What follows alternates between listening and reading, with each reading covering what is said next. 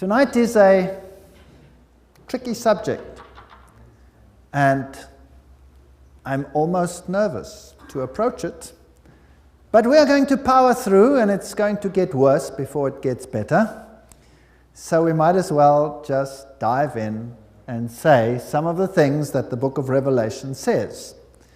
You know, we are always so scared to say what the book of Revelation says, but then on the other hand, I'm personally very grateful that it does say these things, because I myself have been trapped in many of these deceptions. And I'm so grateful to God for having said these things so that we can make decisions to sever the ties that bind us to all these strange winds of doctrine, which we take so for granted because we don't know anything else. The simplicity of knowing Jesus Christ and Him crucified escapes many of us. And if only we knew what a friend we have, and how approachable He is, and how easy it is to be in contact with Him, we would save ourselves many a tear and many a trouble. Well, who's this beast from the bottomless pit, and where do we read about it? Well, we finished last night up to the end of chapter 9.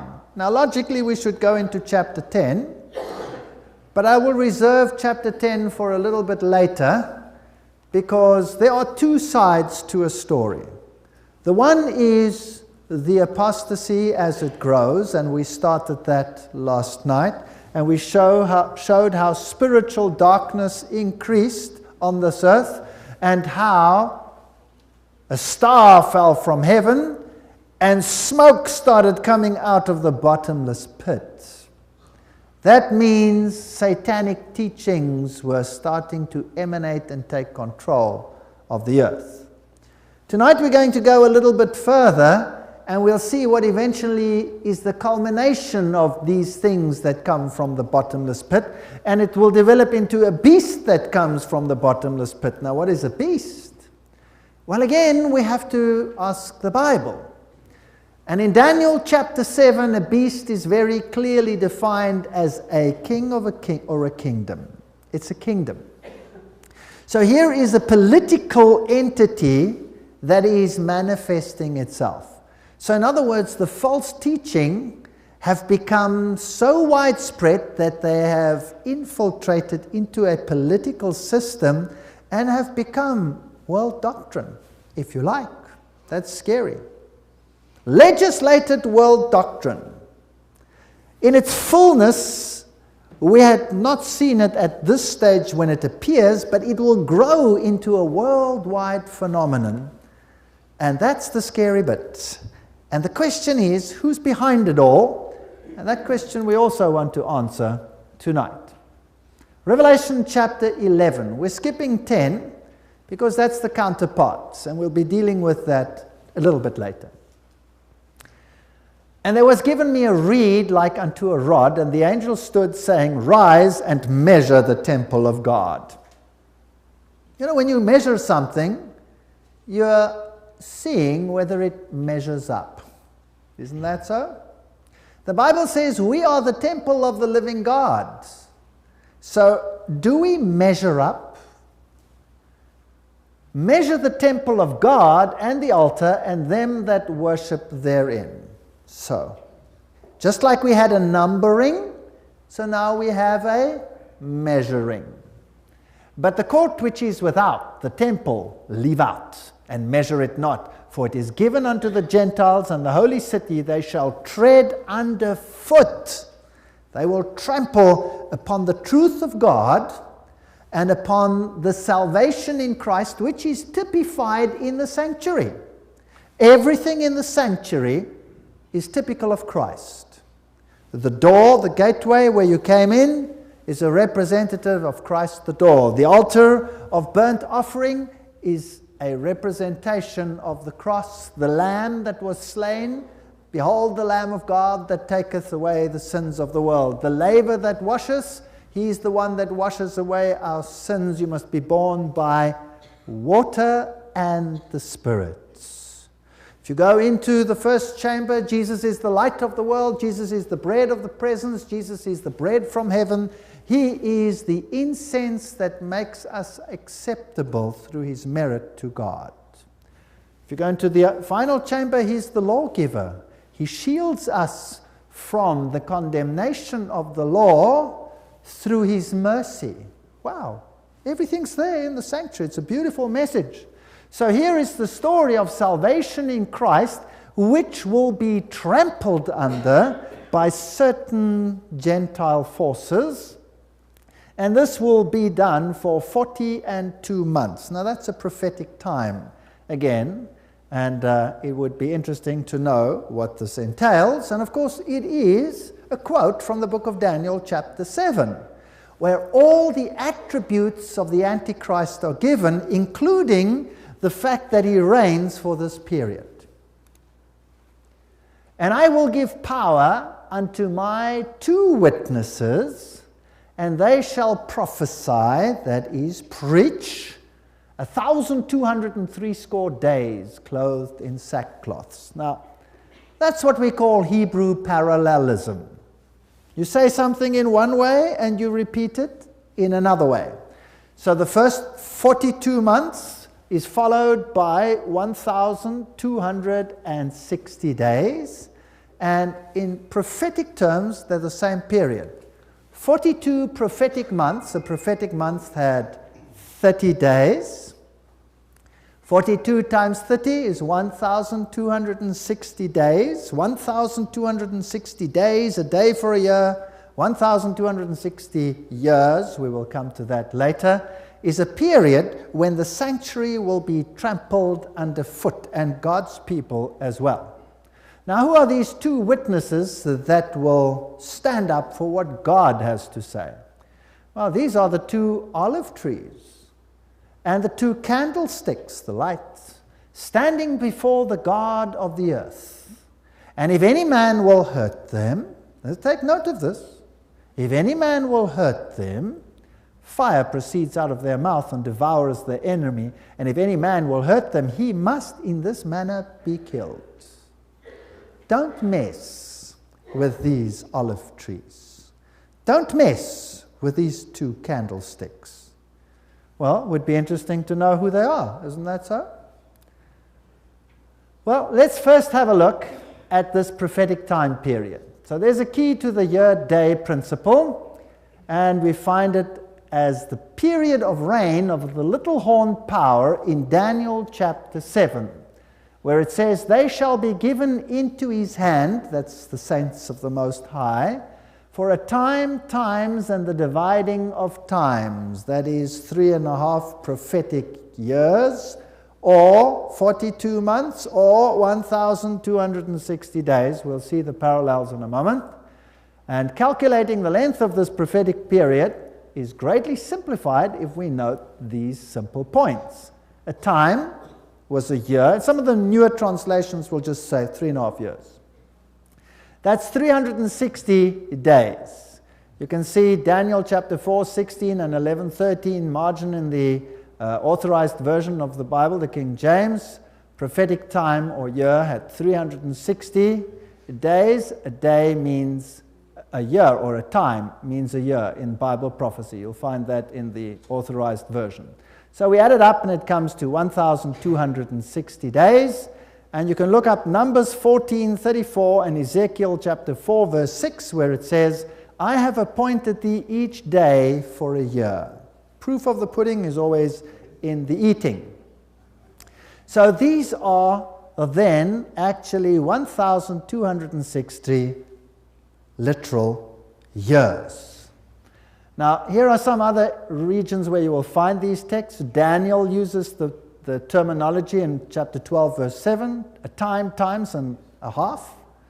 Revelation 11:2, 40 and 2 months. Revelation 11:3, 1,260 days. Revelation 12:6, 1,260 days. Revelation 12:14, time, times, and half a time. Revelation 13:5, 40 and 2 months, all referring to the same time period.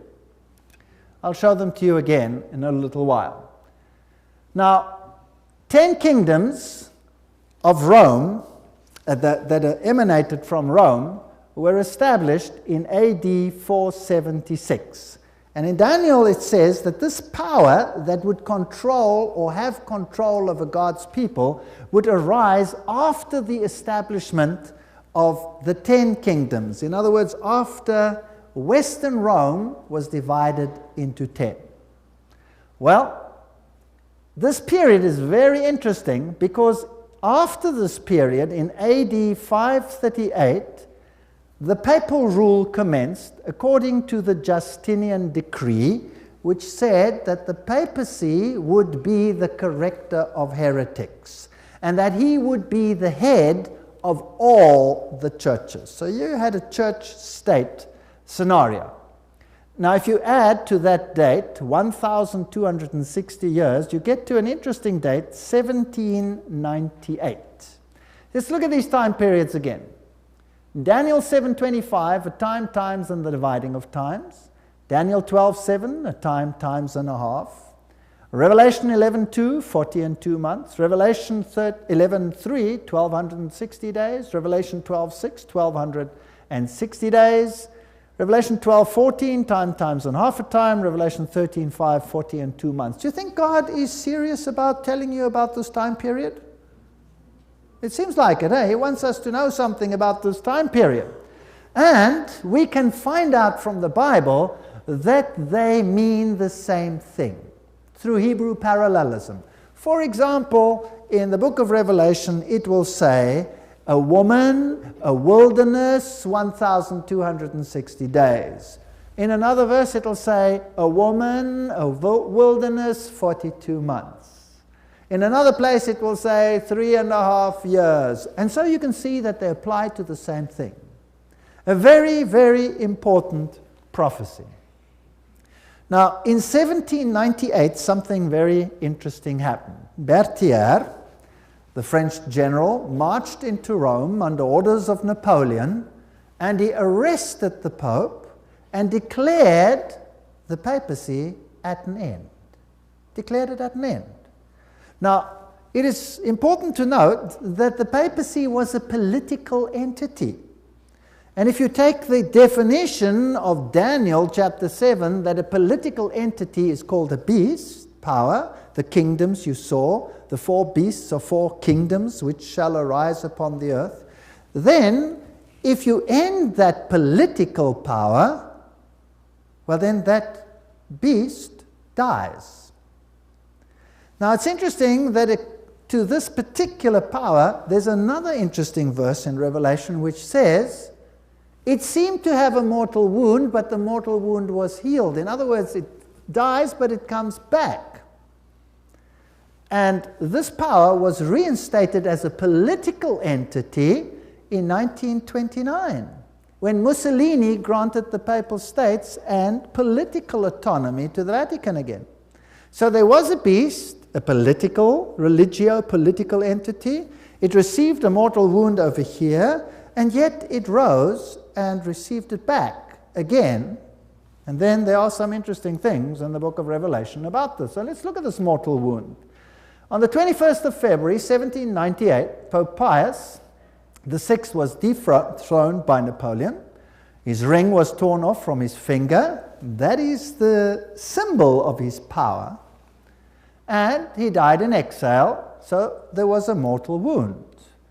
By December 1804, Pope Pius witnessed Napoleon crown himself emperor. Here was now a pope without a political entity to rule. It had been taken away. 1808, Napoleon took the Vatican States, so he confiscated the entire state of the Vatican. 1848, Mazzini attacks Rome, and Pope Pius IX is exiled. He's restored in 1850, but he had lost all the papal states. So there was now no longer a political entity. Here was a mortal wound. And the timing, amazing.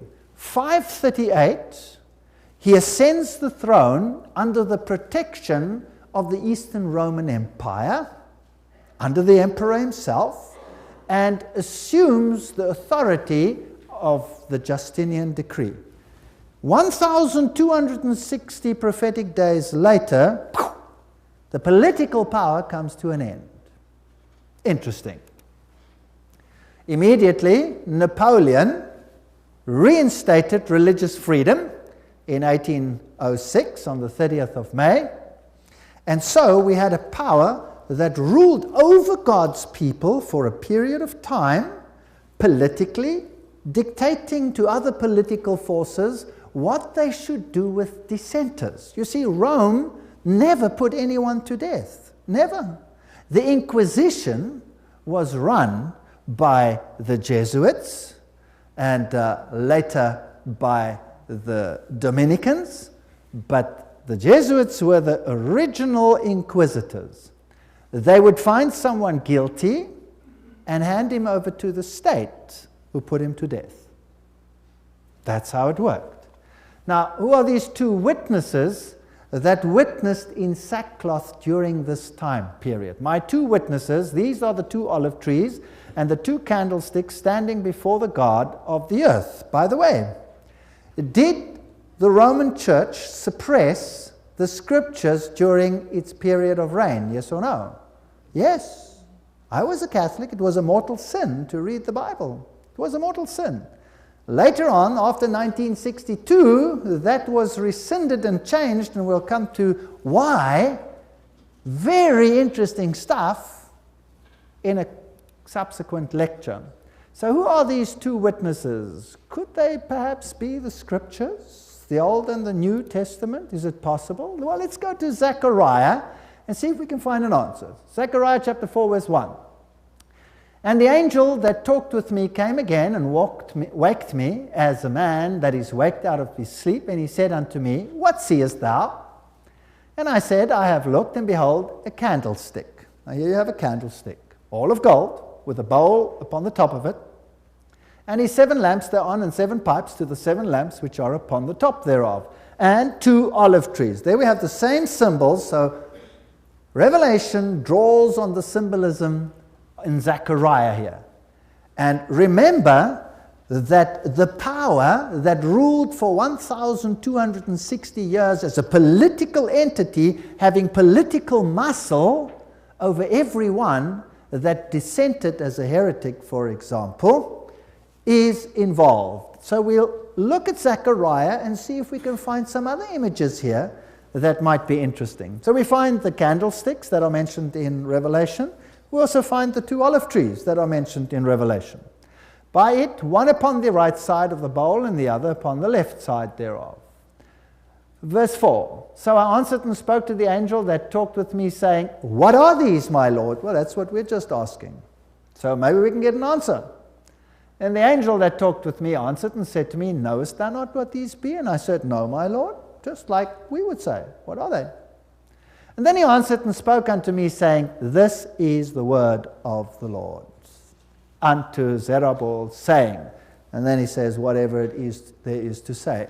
So what are these olive trees and the candlesticks? The word of God. The word of God. So this word of God was prophesying in sackcloth, in other words, suppressed, for 1,260 days. You know, when the Reformation started printing the Bible, they started using the Gutenberg press, and they just marched in there and they smashed it. And they burnt every Bible that was being printed. And they tried to destroy it with every means at their disposal, without much success. Well, later on, they wrote their counter version, which is known as the Jesuit Bible. We'll come to that later. Verse 11, Then answered I and said unto him, And what are these 2 olive trees upon the right side of the candlestick and upon the left side thereof? And I answered again, and I said unto him, What be these 2 olive branches, which through the 2 golden pipes empty the golden oil out of themselves? And he answered me and said, Knowest thou not what these be? And I said, No, my Lord. Then he said, These are the 2 anointed ones, anointed with power from God. In other words, through the Holy Spirit, this message of God, this word of God, was to be preached to the world, whether suppressed or not, that stand by the Lord of the whole earth.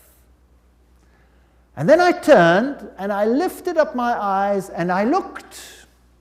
Now what is he going to see? He's going to see what it's all about. A flying roll. Now what's a flying roll? That's a scroll. That's the Word of God was in a scroll. So he sees the Word of God flying through the air. What's that a symbol of? Taking the message to the world. So this is what it's all about. It's about the Word of God. And he said unto me, What seest thou? And I answered, I see a flying roll. The length thereof is, and he gives the length in cubits. And he said unto me, This is the curse that goes forth over the whole earth. For every one that stealeth shall be cut off. These are the warnings of God. As on this side according to it, and everyone that sweareth shall be cut off on that side according to it.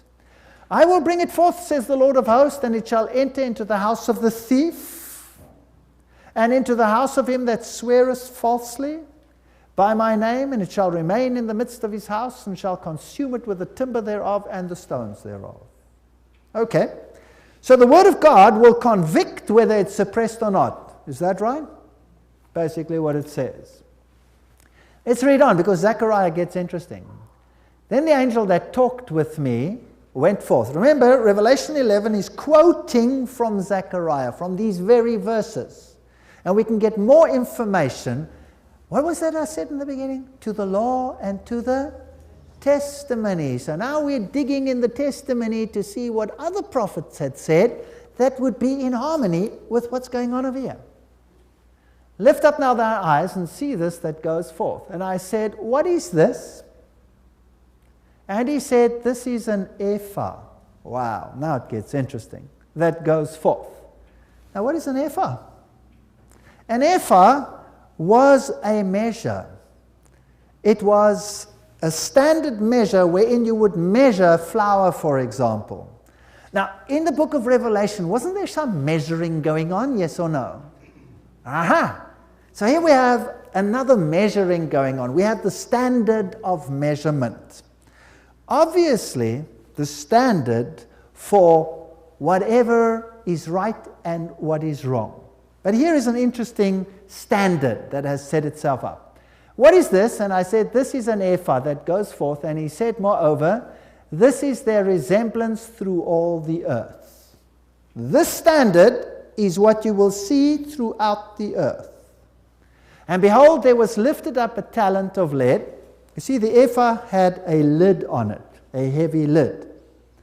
And this lid here was a heavy lid. It was made of lead. So he lifted up this lid, and he looked inside the ephah, which is the standard of measurement. And what does he see inside? A woman that sitteth in the midst of the ephah. Oh, that's interesting. What's a woman in the Bible? It's a church. It's a church. So there is an apostate church on this earth, and there is a righteous church on this earth. And in this one, there sits a woman. So there is a standard, an ephah, that is being set up by a church. Is that logical? That sitteth in the midst of the ephah, and he said, This is wickedness. So this is contrary to what the scroll had been saying. The scroll in the beginning had said, I will convict you by my word. If you steal, you will know about it. If you do this, that, and the other, my word will convict you. But here is another standard on earth, and it is controlled by a different church, and it's a wicked one. It says it's wickedness. And he cast it in the midst of the ephah, and he cast the weight of lead upon the mouth thereof. So this woman was revealed for a time, and then the lid was put back. Oops. Now that's interesting. Did the Reformation reveal a standard that was not biblical, yes or no? Sure did. And the lid was lifted up and everybody could see it. What did the Reformation call Rome? Blatantly said, Antichrist. And then closed. What does the Reformation say today? Publicly, officially, by all their synods. What did the Lutheran Synod decide? 1994, I think, was the date, if I'm correct. She may no longer be called Antichrist. Calvinists decided the same. All of them decided the same thing. So the lid goes back on. Then lifted up mine eyes and looked, and beheld, there came 2 women. And the wind was in their wings, for they had wings like the wings of a stork. Oh, that's bad news. That's bad news. Because you see, the stork is an unclean bird. And a bird in the Bible here is a symbol of the Holy Spirit. So here are 2 groups which will now, through the workings of a false spirit, lift up this standard with the other woman in it between heaven and earth. And they said to the angel that talked with me, whither do these bear the ephah, this standard? And he said to me, to build it a house in the land of Shinar. That's Babylon. And it shall be established and set there upon her own base. Wow. What Zechariah is saying is that another standard will reign on this earth. The standard will be set by a church. Everybody will have acknowledged that it was wickedness, it was revealed, but the wickedness is being covered up. And then 2 powerful church groups, the Bible calls them the dragon and the false prophet powers, will come and lift up this standard and say, there it is. And the Babylonian Empire will be reborn in spiritual sense on this earth with a standard that replaces God's standard. Does that make sense? Scary. Is it going to happen? Well, let's see what the rest of Revelation has to say on the issue. The Word of God. Now we've had a background from the place in the Bible where Revelation takes its imagery and tells us what's going on. The Word of God, Revelation 11:6. These have power to shut heaven that it rain not. Does the Word of God have power to do that? Absolutely. Did Elijah do it? Elijah prayed under the instigation of God and said it will not rain 3.5 years, and it didn't rain 3.5 years. Interesting that this prophetic power reigns 3.5 prophetic years. No rain. What does that mean spiritually? A barrenness for the Word of God. So they made war against the Word of God, not in the days of their prophecy. So there was spiritual darkness. We've dealt with that already. And have power over the waters to turn them to blood and to smite the earth with all plagues as often as they will. Wow. Bad news. If you take the Word of God away, you're in trouble. And when they shall have finished their testimony in sackcloth, the beast that ascendeth out of the bottomless pit shall make war against them. Now, when will they have finished their testimony in sackcloth? After the 1,260 days. Well, if that prophecy is correct, then that brings us to about 1798. And in that time period, a power will start emerging on earth which will make it its business to destroy the Word of God. Interesting. So after 1798, a power will emerge that will make it its business to destroy the Word of God. And this beast descendeth out of the bottomless pit. Now, who was in the bottomless pit before? Well, the star that fell from heaven made smoke come out of the bottomless pit, his false doctrines wafting across the earth. And now it is being established to the point of authority. So this is Satan's kingdom growing on the earth. But remember, God is just watching it and permitting it and telling you about it. And he shall make war against them and shall overcome them and kill them. So there must be something happening where the Word of God is officially rejected. But this is a greater involvement. There is going to be the rise of a kingdom that officially wants to obliterate the Word of God. And their dead bodies shall lie in the streets of the great city, which is spiritually called Sodom and Egypt, where also our Lord was crucified. Now, our Lord was not crucified in Sodom, and he was not crucified in Egypt. So only in the form of his people can he be crucified. Now, is there perhaps a little typology that we could grab onto here? Is there anything that happened round about this time period, 1798, round about there, where there was an attack on words God, on the word? That was a mix-up of words. I'll repeat that. Where there was an attack on the word of God, in a place where God's people had been sacrificed, if you like, killed, murdered for the sake of their faith. So Christ being crucified again in the form of his people, is there a country that did that? Actually, there is. Very interesting country. And that country was France. And they did exactly this.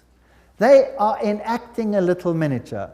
In the book Great Controversy, there's a beautiful statement on this issue. Let's read it. The great city in whose streets the witnesses are slain and where their dead bodies lie is spiritually Egypt. Of all nations presented in the Bible, Egypt most boldly denied the existence of the living God and resisted his commands. No monarch ever ventured upon more open and high-handed rebellion against the authority of heaven than did the king of Egypt.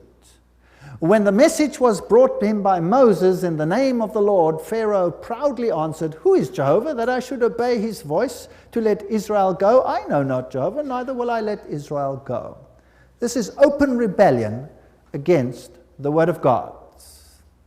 Goes on to say, this is atheism then. And the nation represented by Egypt would give voice to the similar denial of claims of the living God and would manifest a like spirit of unbelief and defiance. The great city is also compared spiritually to Sodom. The corruption of Sodom in breaking the law of God was especially manifested in licentiousness. In other words, sexual depravity, if you like. And this sin was also to be preeminent characteristic of the nation that should fulfill the specification of the scripture. Now, I can go along with that. That's pretty fascinating stuff. Where also our Lord was crucified, this specification of the prophecy was also fulfilled by France. I agree with that. In no land had the spirit of enmity against Christ been more strikingly displayed. In no country had the truth encountered more bitter and cruel opposition. In the persecution which France had visited upon the confessors of the gospel, she had crucified Christ in the person of his disciples. I concur with this. I would like to go even further and say that France is just the very beginning, the kernel of the rise of the kingdom of Lucifer. And I will prove that as we go along with help from many quotes. And we will see what was set up there, which is going to rule the whole world today. And it affects you and me directly. This is not just history. This is history in application. This is the famous Jacobin hat that was worn by the French revolutionaries. They wore the Jacobin hat. Now, what the Jacobin hat means, I will be dealing with in a later lecture. Actually, it's the hat of Mitra. It's Mitraism, sun worship. But never mind. We'll come to that later. Revelation 11:7. And when they shall have finished their testimony, the beast that ascendeth out of the bottomless pit shall make war against them. Now, what happened in France is the forerunner, take note, what happened in France is the forerunner of what will happen in the entire world. Scary. And shall overcome them and kill them. Did France, after the French Revolution, make war against the Word of God? Revelation 11:9. And they of the people and kindreds and tongues and nations shall see their dead bodies 3 days and a half. We're another prophetic time. 3.5 days would be 3.5 years. And shall not suffer their dead bodies to put in the graves. Well, from November 10, 1793 to June 1797, they did that. They banned the Bible. Officially, by government decree, they banned the Bible. And they that dwell upon the earth shall rejoice over them. the two witnesses, the Old and the New Testament, make merry, shall send gifts to one another. Did the French do that? Yes, they actually did that. Because these two prophets, the Bible, had tormented them that dwelt on the earth. In actual fact, they only believed that this Bible had tormented them, the people, but somebody else actually believed that this Bible was a tormenting power. And I will show you tonight who that power is that made war against the Bible. And after 3 days and a half, the Spirit of life from God entered into them, and they stood up on their feet, and great fear fell upon them which saw them. Did it destroy the Bible? No. After this event, which was just the beginning of this great attack on the Word of God, power came into the Word of God, and the Bibles went all over the world. All the great Bible societies were started after this day, and the Bible was put into every hand that wanted it in the whole world.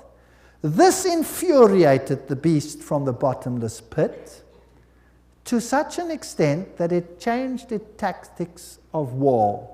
And we'll be dealing with that in 2 lectures called The Battle of the Bibles and Changing the Word. Don't miss those lectures. They're coming up and they are powerful. If you're angry with me tonight, come back anyway, okay? Even if you're angry, it's okay. You can be angry with me, but come anyway. So this Word of God stood up and preached with power hereafter. But the war wasn't over, it just began. They heard a great voice from heaven saying unto them, Come up hither, and they ascended up to heaven in a cloud, and their enemies beheld them. And the enemy, I'll tell you, hates the Word of God. And the same hour there was a great earthquake, and 1/10 part of the city fell.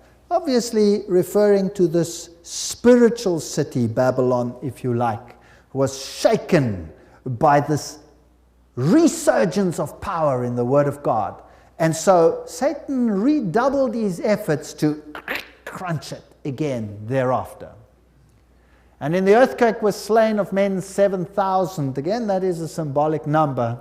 And the remnant were affrighted and gave glory to the God of heaven. Notice the second woe is past, and behold, the third woe cometh quickly. A woe is something that makes it impossible for the people to find truth.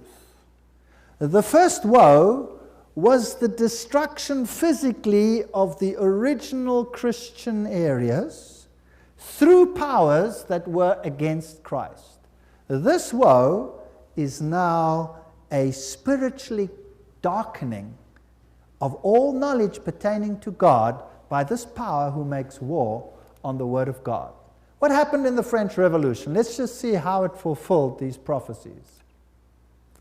This was the storming of the Bastille. And of course, at this very event, the whole political structure in the world changed. Whereas before you had monarchs ruling, now you have democracies. And democracies are going to rule everywhere.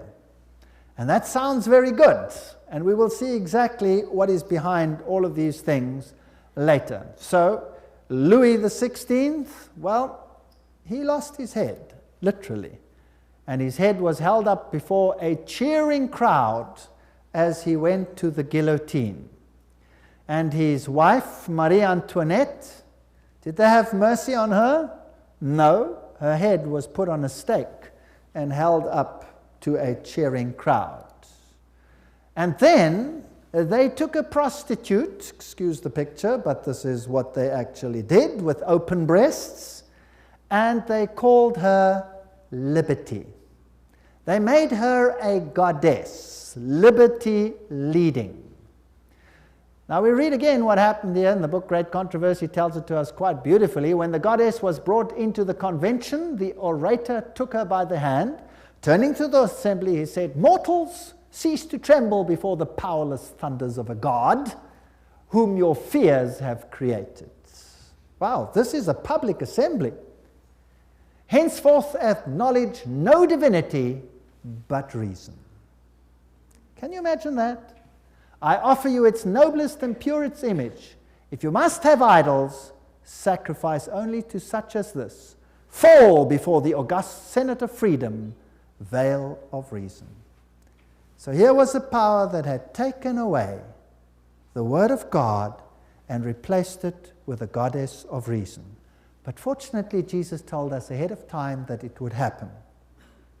And this means that this goddess of reason takes the place of Jesus Christ only in appearance.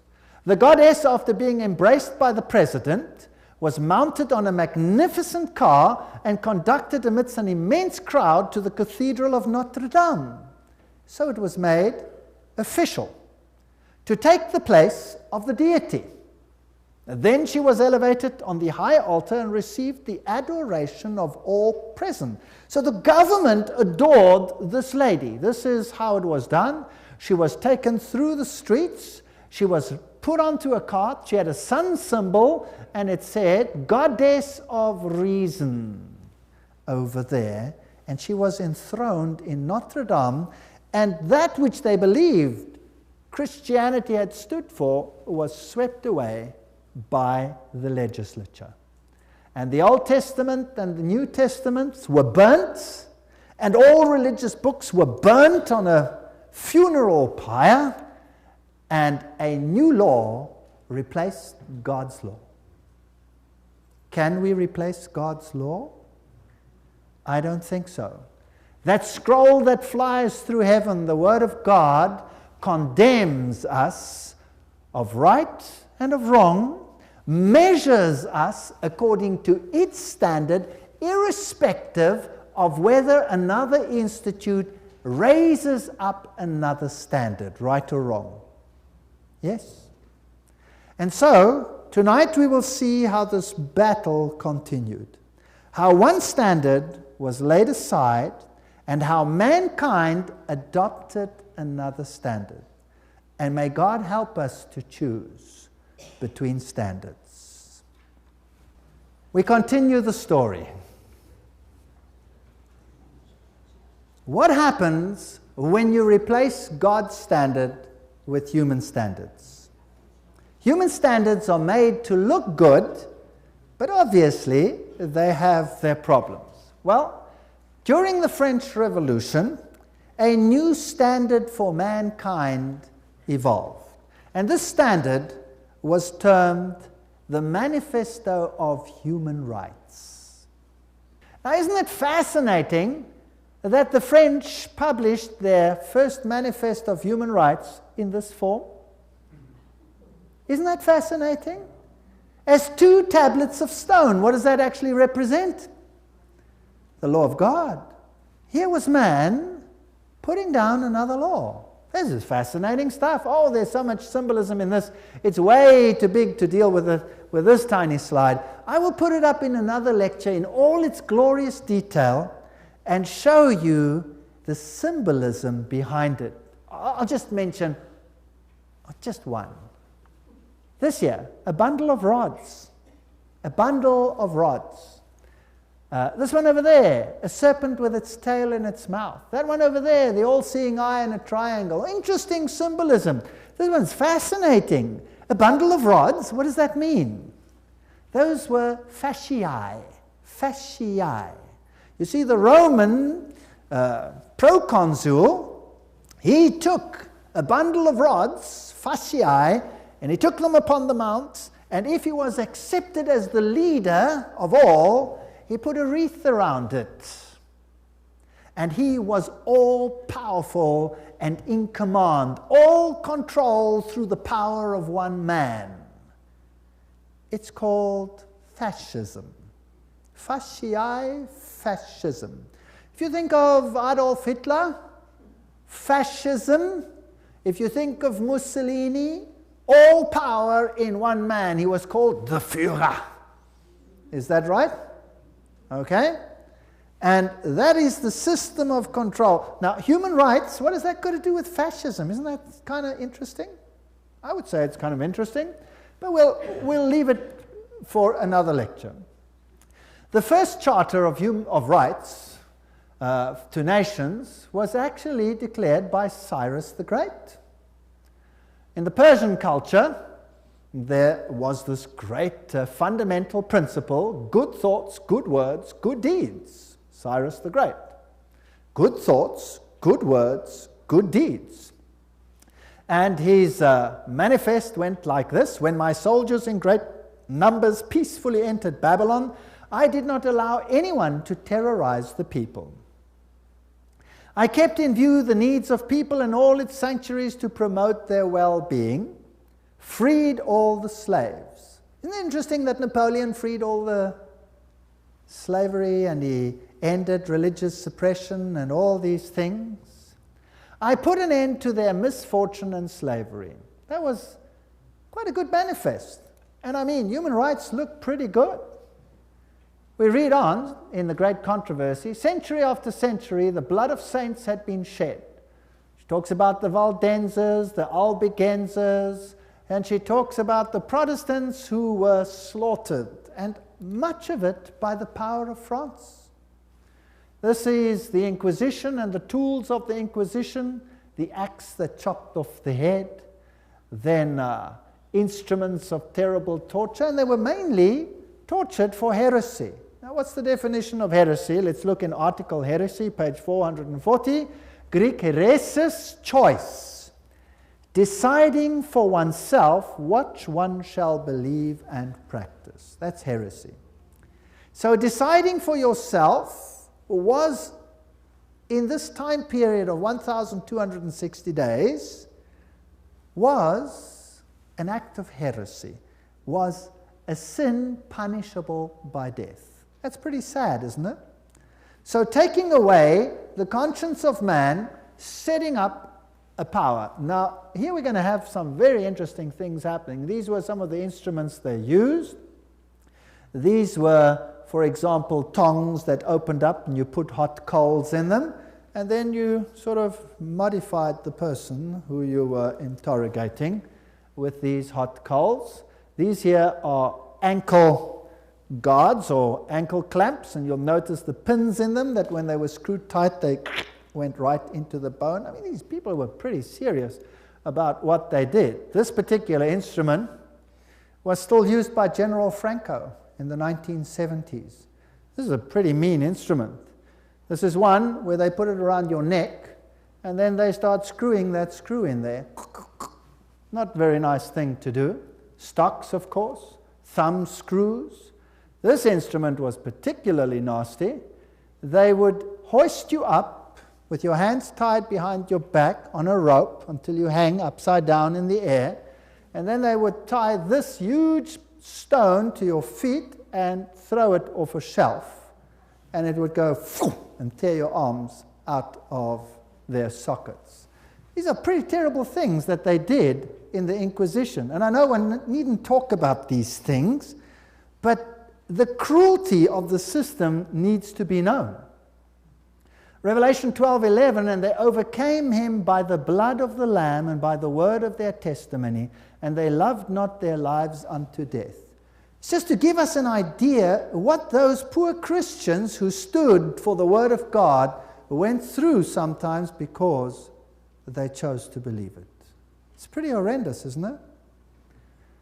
Pretty horrendous.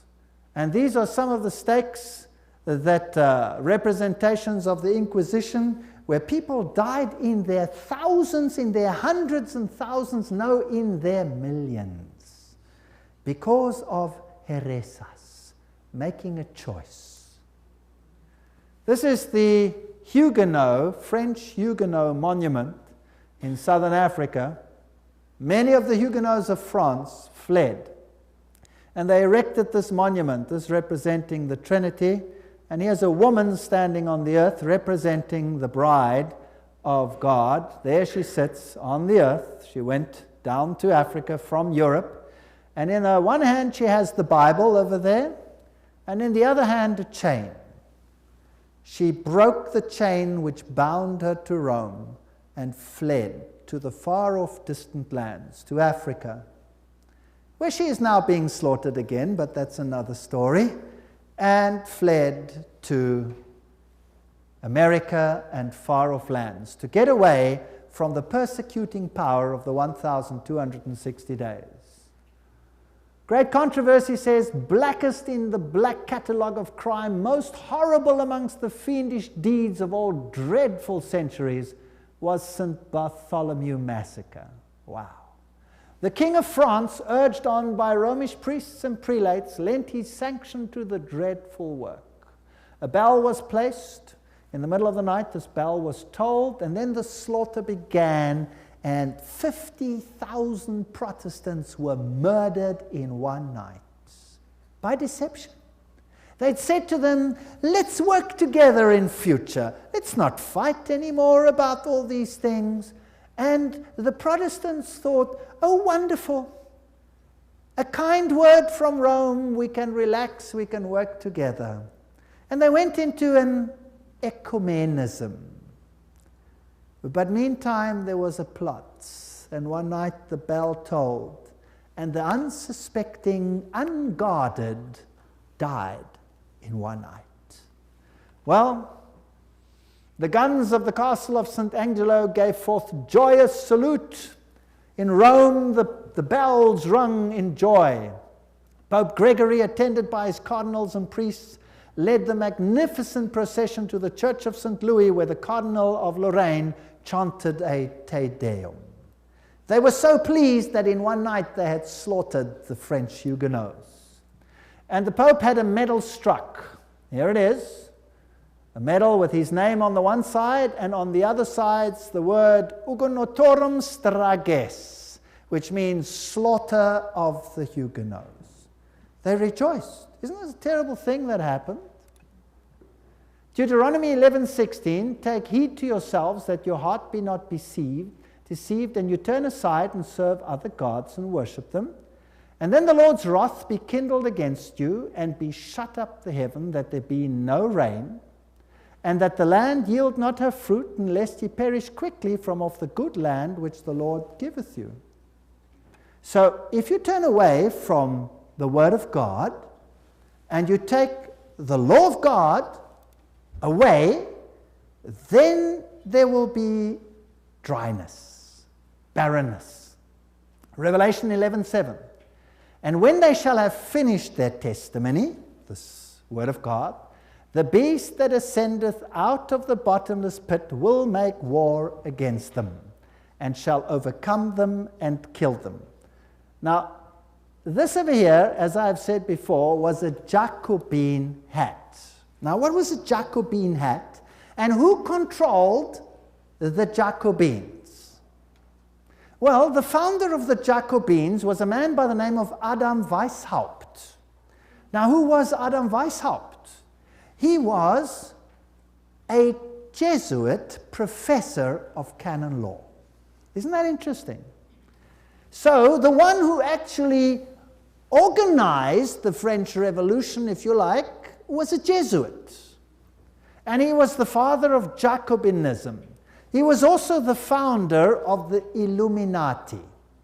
So a Jesuit founded the Illuminati, and a Jesuit ran Jacobinism, which was responsible for the French Revolution. Here is Ingolstadt University, where he was professor. It's interesting that after the French Revolution, the papacy had received a mortal wound and became insignificant in the eyes of many. But in 1929, the smallest state in the world was once again established. So here was something that had received a wound, and now it rose again. So in 1929, Gaspari signed the Lateran Treaty, and the Vatican States came back into existence. And the San Francisco Chronicle said, Mussolini and Gaspari signed historic Roman pact. The Roman question tonight was a thing of the past, and the Vatican was at peace with Italy in affixing the autographs to the memorable document, healing the wound. It's like they're quoting from the Bible. Extreme cordiality was displayed on both sides. Fascinating story. So a power seemed to have a mortal wound and then rose again. Now, it's interesting that it only seemed to have a mortal wound. Deception is something that is Inexplicable sometimes. Let me show you some of the later popes. Here is Anthony Sayer. He was the first Grand Master of Freemasonry in the London Lodge, founded in 1717. Remember, this is the forerunner time period leading up to this whole French Revolution time. And these Freemasons stand like this with their hands on their stomachs with their finger pointing up. Well, the Pope himself, this is a picture of Pope Pius XII. He had a stamp printed, which is square and has Masonic symbolism on it, where he stands on it like this as well. It's interesting that the Vatican banned Freemasonry. But it's interesting too that if you want something not to be pinned to you, then you ban it and practice it in secret. But at the Vatican itself, the lodges abounded and every cardinal was a member. Interesting, even while it was banned.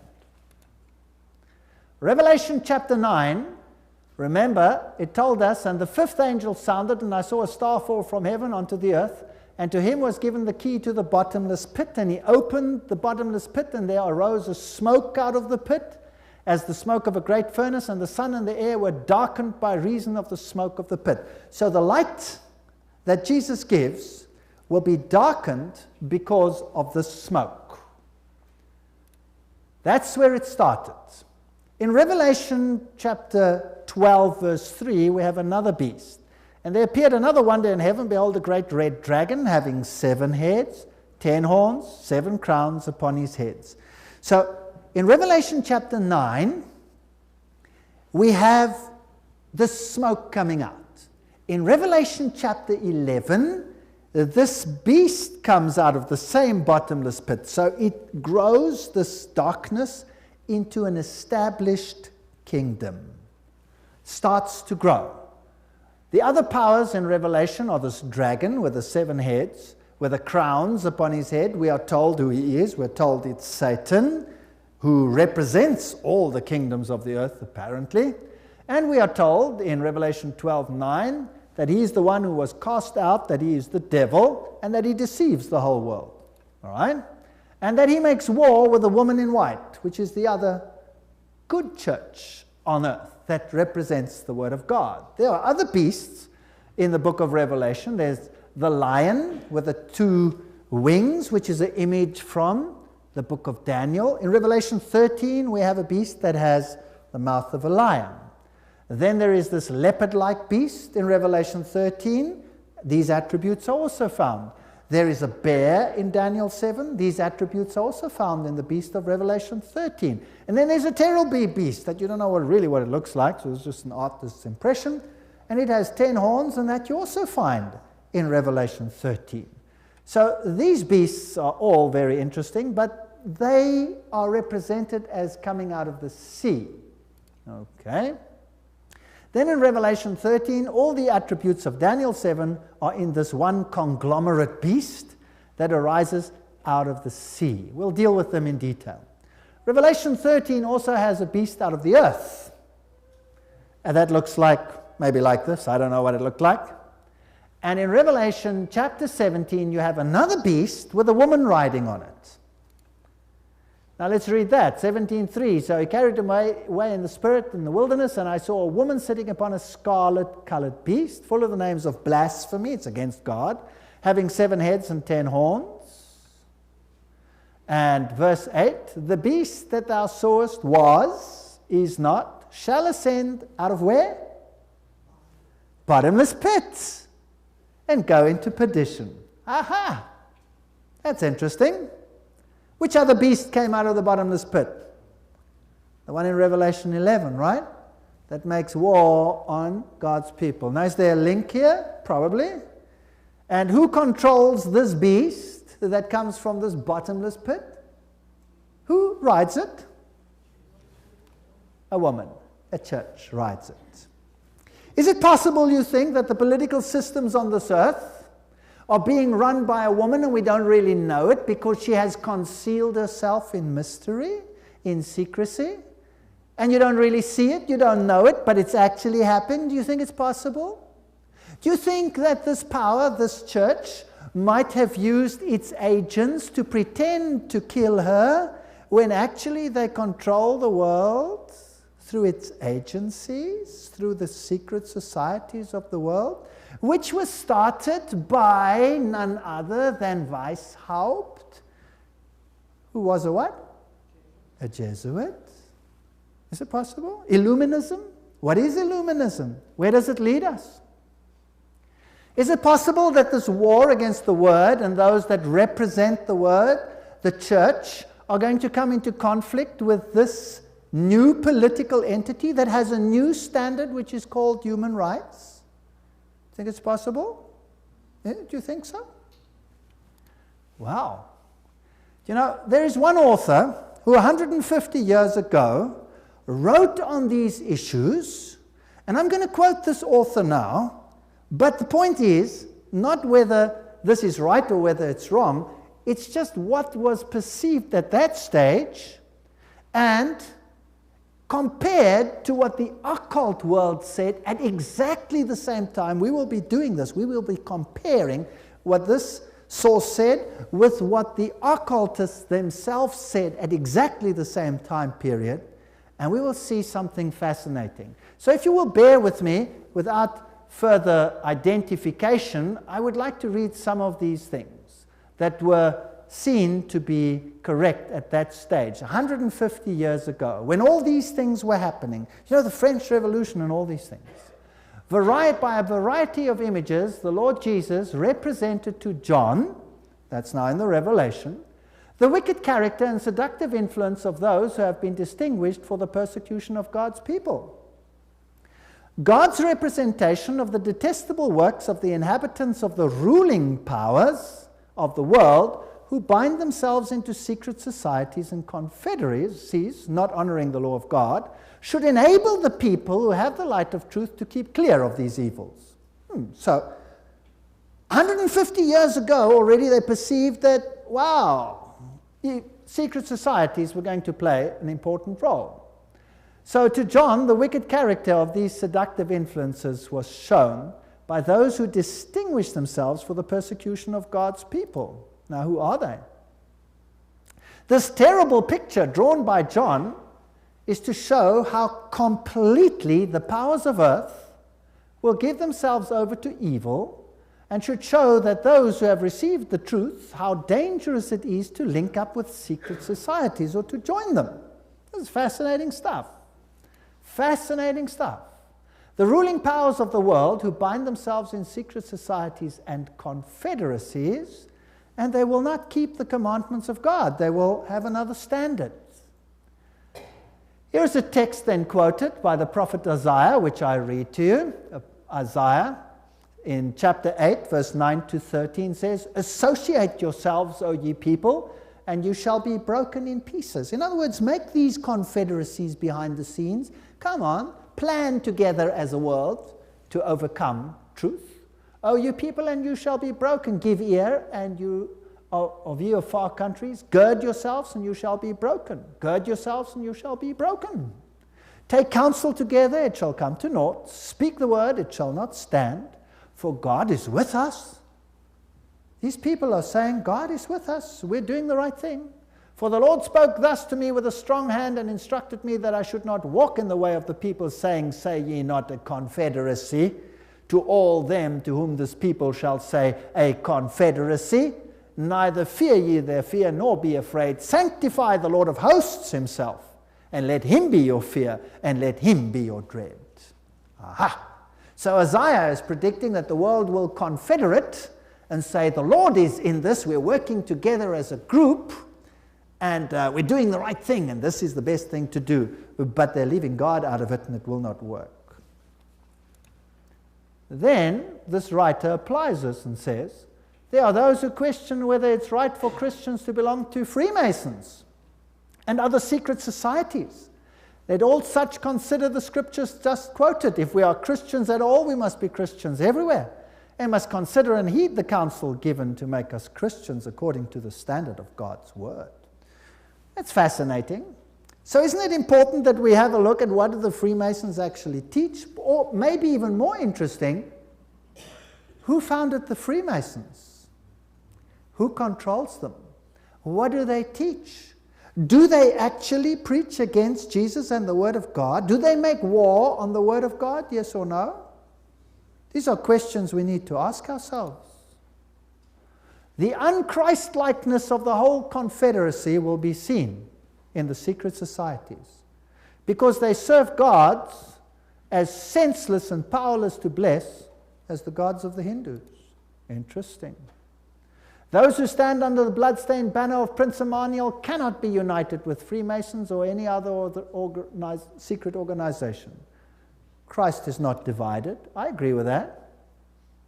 None can be bound up with them and be free men before God. Wow, interesting. Christians must sever every tie that bind them to the secret orders that are not under the control of God. We cannot belong to secret societies. This was written 150 years ago. And then, one thing I do know, those who remain in connection with them will be burned up with the bundles of tares. Interesting statements.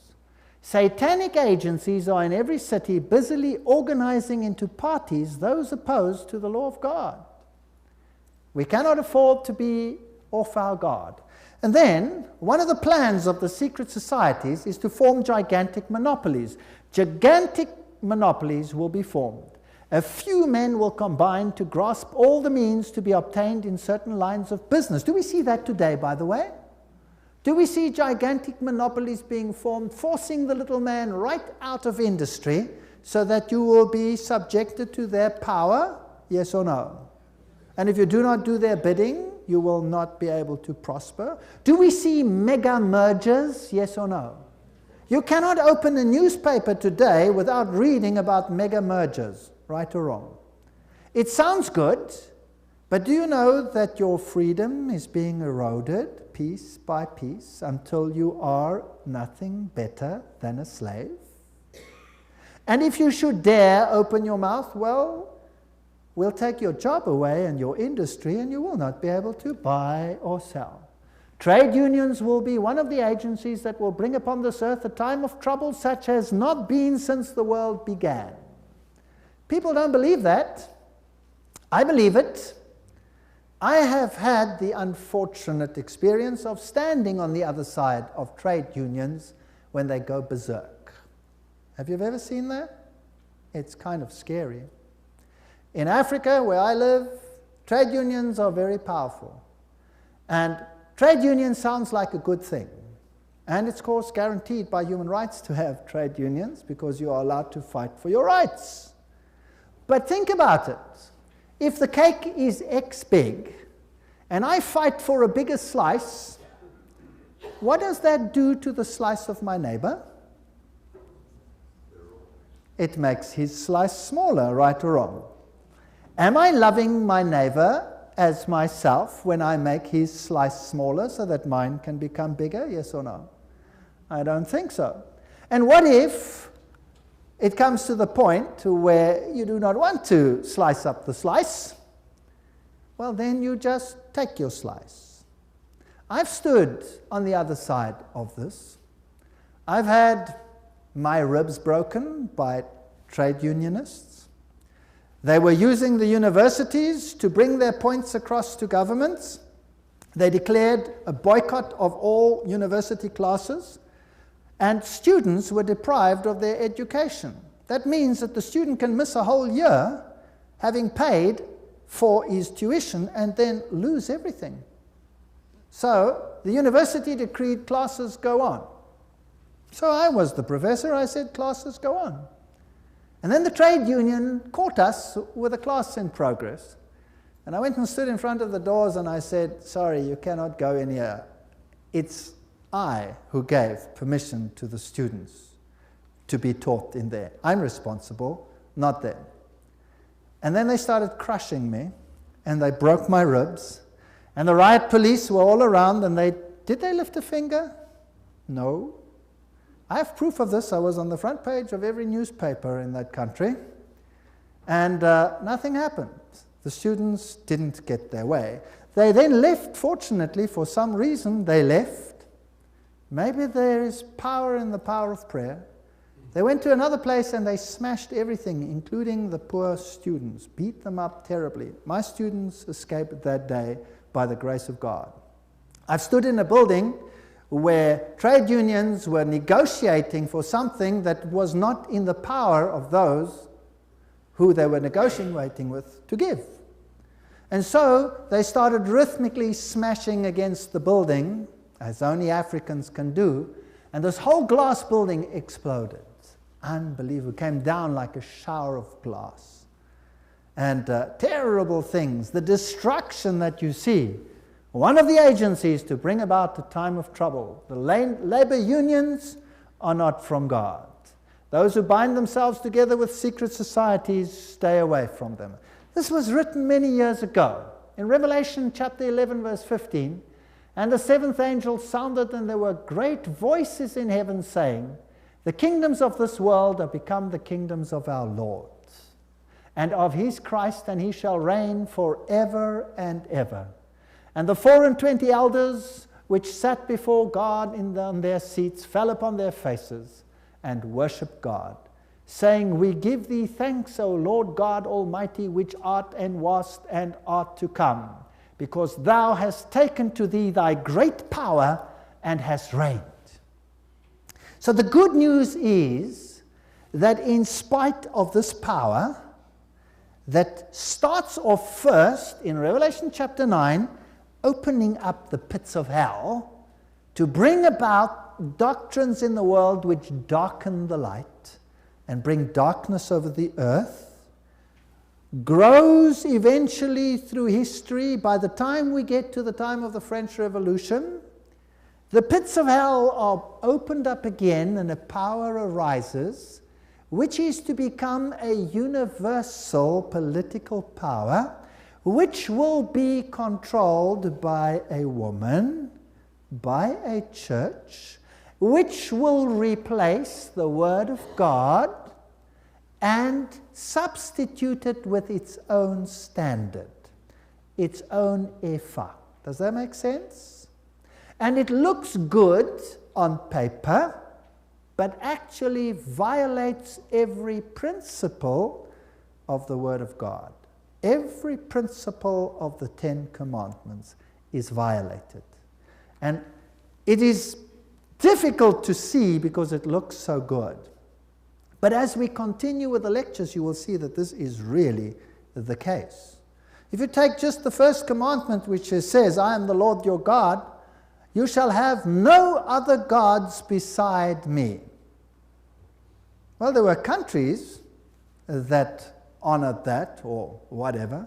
If you're going to have a universal, free-for-all, with everybody accepted, that would have to go.